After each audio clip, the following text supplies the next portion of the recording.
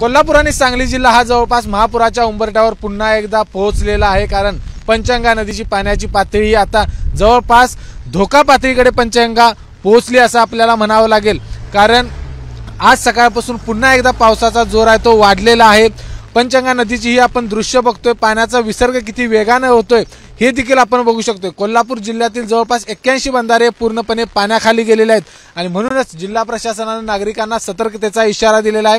कुठल्याही अफवेवर विश्वास ठेवू नका अशा पद्धतीच्या सूचना आहेत त्या देण्यात आलेल्या आहेत। या ठिकाणी जर आपण बघितलं तर राधानगरी धरण हे जवळपास 98% भरले आहे। त्यामुळे कोणत्याही क्षणी राधानगरी धरणातील स्वयंचलित दरवाजे हे उघडू शकतात आणि त्यामुळे भोगावती नदीपात्रामध्ये त्याचा जो विसर्ग आहे तो होऊ शकतो।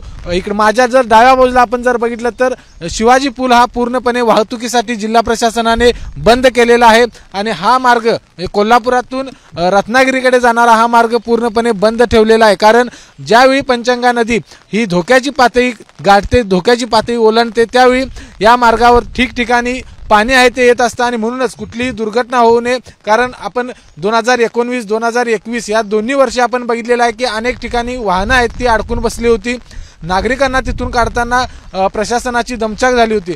त्यामुळे आताच या ठिकाणी प्रशासनाने रस्ता आहे तो पूर्णपणे बंद ठेवलेला आहे।